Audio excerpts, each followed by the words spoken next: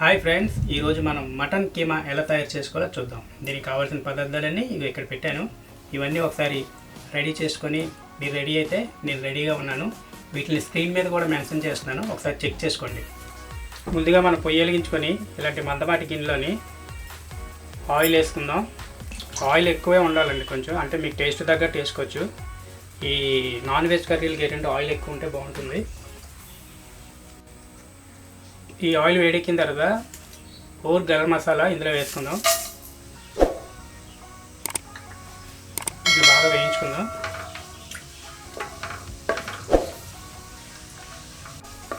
ఇవి ఇలాగ 1 నిమిషం పాటు వేగాక దీంట్లో మనం పచ్చిమిరపకాయలు కూడా వేసుకుందాం. ఇవి 1 నిమిషం పాటు వేయించుకుందాం. దీంట్లోనే మనం ఉల్లిపాయలు కూడా వేసుకుందాం. ఈ ఉల్లిపాయలు కొంచెం దూరగా వేగాలి, వేగే వరకు వేయించుకుందాం. ఈ ఉల్లిపాయలు మరీ చిన్నగా కాకుండా ఈ రకంగా కట్ చేసుకోండి. బాగా ఈ నూనెలో బాగా వేగాలి. ఇవి తొందరగా వేగడానికి మనం మూత పెట్టుకుందాం. 2 నిమిషాలు అయిందండి. 2 నిమిషాల తర్వాత మనకి ఉల్లిపాయలు త్వరగా వేగిపోయి ఇప్పుడు దీంట్లోనే మనం అల్లం వెల్లుల్లి పేస్ట్ వేసుకుందాం. ఇది కూడా పచ్చివాసన పోయే వరకు వేయించుకుందాం. ఇవి ఇంకా తొందరగా వేగడానికి ఉప్పు కూడా యాడ్ చేసుకుందాం.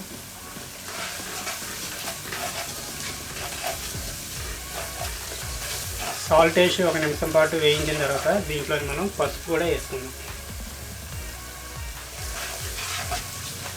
ఈ పసుపు కూడా 1 నిమిషం పాటు వేయించుకుందాం. ఇప్పుడు దీంట్లోనే మనం శుభ్రంగా కడిగి పెట్టుకున్న ఈ కీమాను కూడా ఇందులో వేసేద్దాం.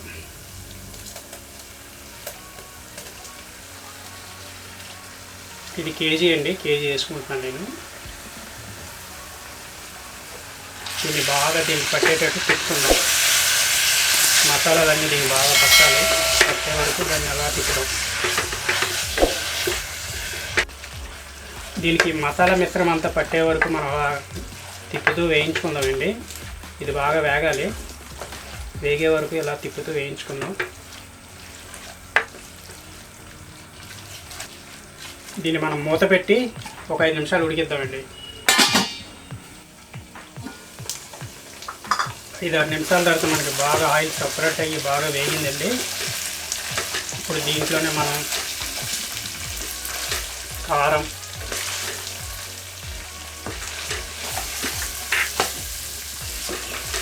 కారంతో పాటు ధనియాల పొడి కూడా వేసుకుందాం. ఈ 2 మిశ్రమాన్ని బాగా ఇటు పట్టేటట్టు తిప్పుదాం.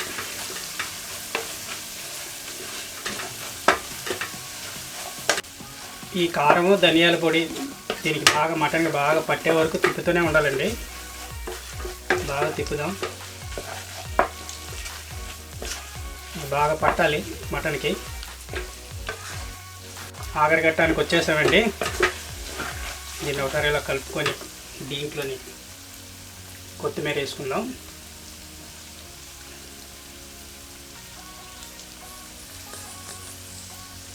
ఈ కొత్తిమీర అంతా కలుపుకొని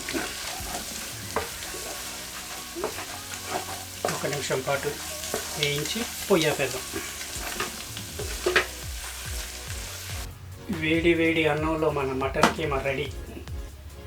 ఈ వేడి వేడి అన్నంలో కలుపుకొని ఎలాగుందో టేస్ట్ చేసి నాకు కామెంట్ రూపంలో తెలియచేయండి.